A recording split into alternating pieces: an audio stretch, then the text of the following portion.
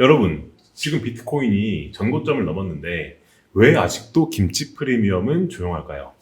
해외에선 환호하는데 한국 투자자들이 왜 아직 움직이고 있지 않을까요? 이거는 단순한 타이밍 문제가 아닙니다. 이것은 곧 진짜 상승장이 아직은 시작조차 안 되는 걸 수도 있거든요. 그 신호가 무엇인지 영상 끝까지 보시면 알게 되실 겁니다. 끝까지 시청해 주십시오.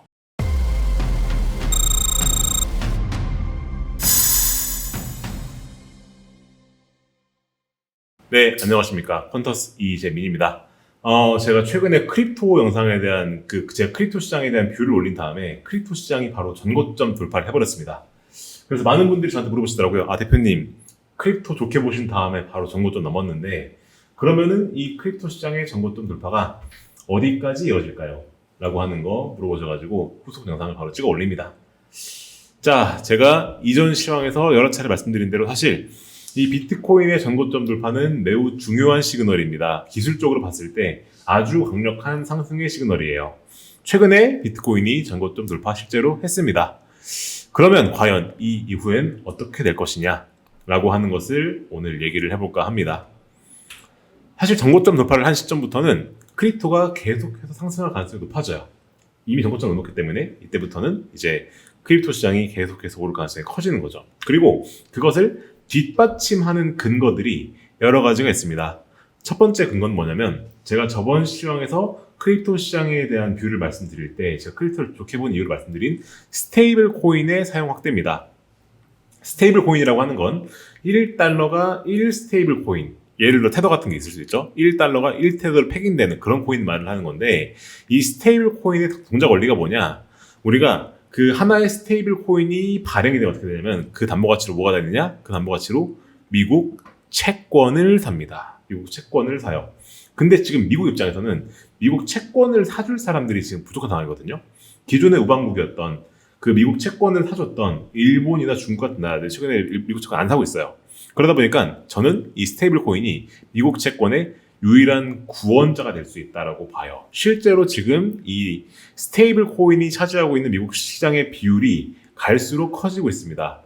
엄청나게 증가하고 있어요. 관련 내용은 제가 저번에 말씀드린 적이 있으니까 그 내용 참고해 보시면 좋을 것 같아요. 그래서 이 스테이블 코인이 지속적으로 확대가 될 것이고 미국에 그러한 니즈가 있기 때문에 저는 장기적으로 크립토는 더 오를 수 있다라고 보고, 이제 그 주축에 누가 있다? 트럼프가 있죠. 트럼프가 이 모든 것을 이제 생각하고 지금 실천하고 있는 가장 핵심 중 하나입니다. 그래서 오늘 저녁입니다. 바로 오늘 한국 시간은 새벽일 것 같아요. 그 미국 시간으로 밤이기 때문에 그 오늘 트럼프가 이렇게 크립토 갈라 디너라는 걸 개최한다고 적혀 있거든요. 그래서 이 이벤트도 저는 개인적으로 크립토 시장에 매우 호재스러운 이벤트가 아닐까. 여기서 나온 얘기들이 아마 크립토 시장에 매우 우호적인 이제 그런 얘기들이 나오지 않을까라고 생각을 해요.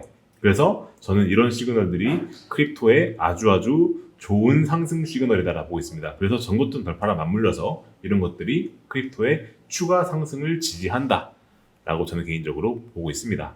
그리고 두 번째 근거는 뭐냐? 아직 김치 프리미엄이 오르지 않았어요. 통상적으로 상승장이 됐을 때는 이제 한국에서 그 김치 프리미엄이라는 게 올라가거든요. 무슨 말이냐? 그 한국 사람들이 크립토를 엄청 사기 때문에 크립토를 사면서 한국에서 거래되는 코인이 해외 거래되는 코인보다 비싼 김프가 올라가는 이런 현상이 더 생기게 됩니다. 근데 아직 김프가 오르지 않았어요. 무슨 말이냐? 아직 원화 시장에 참여하는 투자자들이 본격적으로 코인을 사지 않았다는 뜻이거든요. 그래서 아직까지 원화 기준으로는 아직까지 그 비트코인이 전고점 돌파를 하지 않았어요. 이 말은 무슨 말이냐? 이것은 상승 동력이 여전히 남았다는 뜻이에요. 통상적으로 해외 시장에서 먼저 돌파하면 어떻게 되냐? 원화 시장도 같이 돌파하는 경향이 커집니다. 그렇게 되는 게 일반적이긴 해요. 그래서 그 원화 기준도 아직 돌파하지 않았기 때문에 이 원화 기준 돌파가 이제 일어나게 되면은 이것이 곧 추가적으로 상승 동력이 될 수가 있다라고 생각을 합니다. 참고로 이 김치 프리미엄을 가지고 저희가 구사하는 저희 퀀터스의 VIP 전략이 있는데, 이 전략도 그래서 최근에 이제 매수를 진행을 했고, 그래서 이제 김치 프리미엄 오를 때를 기다리고 있는데 김프가 오를 가능성이 저는 매우 높다고 봅니다. 현 시점에서. 그래서 김프가 올라가게 되면 이것이 곧 이제 그 크립토의 추가 상승을 지지할 수 있는 강력한 두 번째 근거가 될 수 있다라고 저는 보고 있어요. 그리고 세 번째, 이것도 되게 중요한 건데 글로벌 M2가 지금 꾸준히 증가하고 있습니다. 글로벌 통화량이 증가하고 있단 말이죠. 계속해서. 사실 이것도 트럼프가 관세를 실행한 덕분에 각국이 자기들 경제를 부양하고자 돈을 풀고 있어요. 관세를 매겼으니까 이 관세로 인해 피해를 보는 기업들, 이제 그런 것들을 메꾸기 위해서 이제 계속적으로 돈을 풀고 있는 거죠. 이러면 어떻게 되느냐? 세계 통화량이 증가하게 되겠죠. M2가 증가하게 될 텐데 이것은 비트코인 가격과 매우 강한 관계를 가집니다.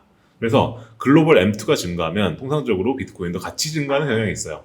그렇다 보니까 사실상 이제 이 글로벌 M2가 증가하게 되니까 이것 덕분에 실질적으로 비트코인이 계속 오를 가능성이 있게 된다라고 저는 개인적으로 보고 있다는 겁니다.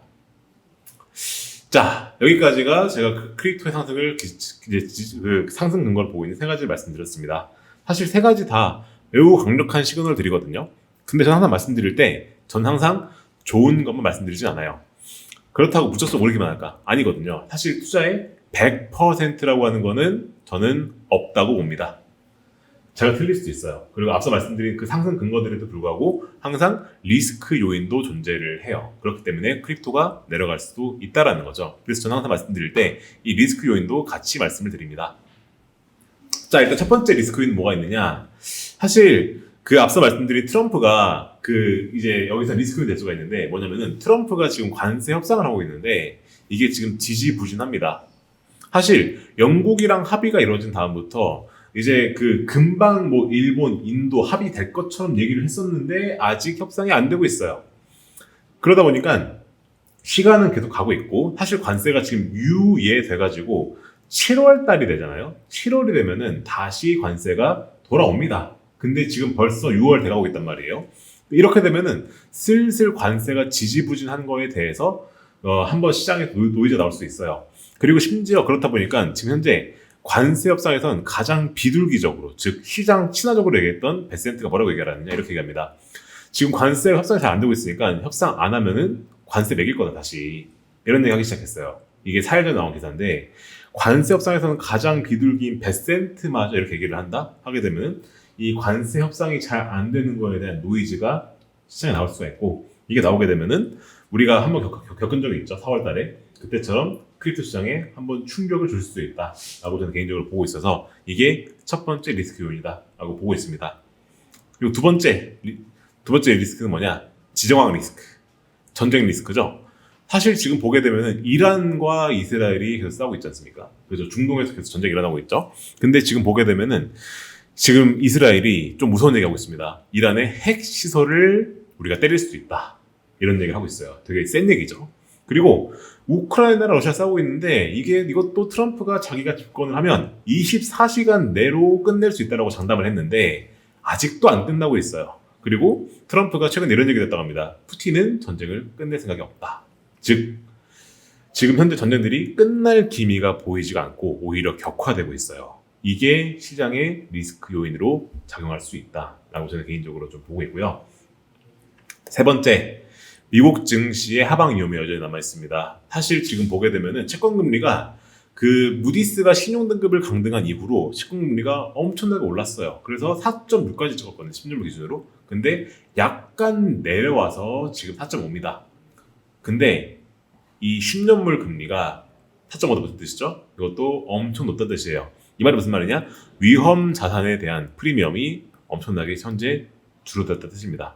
쉽게 말해서 채권을 우리가 사더라도 금리 4.5%를 주는데 여기서 우리가 굳이 주식이나 비트코인 사야 되느냐라고 하는 투자자가 많아질 수 있다는 뜻이에요. 그러니까 이 채권 금리가 계속 높게 유지가 되는 게 기본적으로 주식 같은 것에는 아주 취약하고 미국 증시가 그래서 내리게 되면 비트코인이 같이 내리지 않을까? 라고 생각하는 게 이제 세 번째 리스크 요인이 된다라고 말씀을 드릴 수가 있을 것 같습니다. 그래서 정리하게 되면은 저는 사실 앞서 말씀드린 리스크 요인들을 고려를 하더라도 장기적으로는 크립토가 더 오를 수 있다고 봅니다. 특히나 제가 앞선 시간에 말씀드렸던 내용이긴 한 건데 글로벌 M2가 계속 늘어나고 있고 그리고 두 번째 이 스테이블 코인 사용 확대, 그래서 이게 미국 채권의 아주 중요한 수요자다라고 하는 거는 일종의 패러다임의 변화이기 때문에 이 패러다임의 변화는 사실상 장기적으로 우상향을 지지할 동력이라고 저는 개인적으로는 보고 있습니다. 근데 사실 글로벌 경제와 미국 경제 하방이 여전히 존재를 하죠. 뭐 전쟁 리스크도 있고, 뭐 아까 말씀드린 관세 리스크도 있고, 이런 것 때문에 하방이 존재하기 때문에 이런 것들이 블랙스완을 불러올 수 있는 위기들이기 때문에 이것 때문에 크립토 시장에 조정이 몇 번 올 수는 있다라고 저는 봐요. 그렇기 때문에 우리가 항상 리스크 관리를 해야 된다라고 봅니다. 그러니까 제가 여기서 크립토가 오른다고 말씀드리지 않았습니까? 그럼에도 불구하고 크립토에 절대 몰빵은 금지입니다. 몰빵은 금지고요. 추세를 잘 따라가면서 거래하셔야 돼요. 그래서 중간중간에 이런 위기들이 왔었을 때 이제 이런 위기들에 잘 대응을 해나가면서 투자를 해야 한다는 거죠. 근데 개인이 그러면 어떻게 투자하느냐? 답은 뭐냐? 퀀터스입니다. 퀀터스는 사실 그걸 도와드리기 위해서 탄생한 제품이에요. 그래서 퀀터스와 이미 투자하시는 분들은 이런 것들 제가 계속 말씀드리고 있거든요. 시황에서 말씀드리고 있는데 특히나 저희 가입자분들한테는 제가 별도의 시황을 제공을 해드려요. 그런 분들 계속 말씀드리고 있는데 그런 분들은 실질적으로 퀀터스와 함께 퀀터스 하고 계시기 때문에 자동으로 돌아가기 때문에 이런 것들에 걱정 없이 투자하고 계십니다. 그래서 저희 퀀터스가 제공해드리는 이런저런 크립토 서비스들을 이용해보시면 뭐 프라임도 있고 VIP도 있죠. 이런 것들 이용해보시면 이제 이런 그 크립토 시장이 이런 그 하방 위험이 있다고 할지라도 리스크가 있다고 할지라도 그런 부분을 걱정하지 않고 투자할 수 있다라고 자신 있게 말씀드릴 수가 있을 것 같습니다. 네, 그럼 오늘 영상은 제가 여기까지 준비를 했고요. 저는 또 다음 영상에서 뵙도록 하겠습니다. 감사합니다.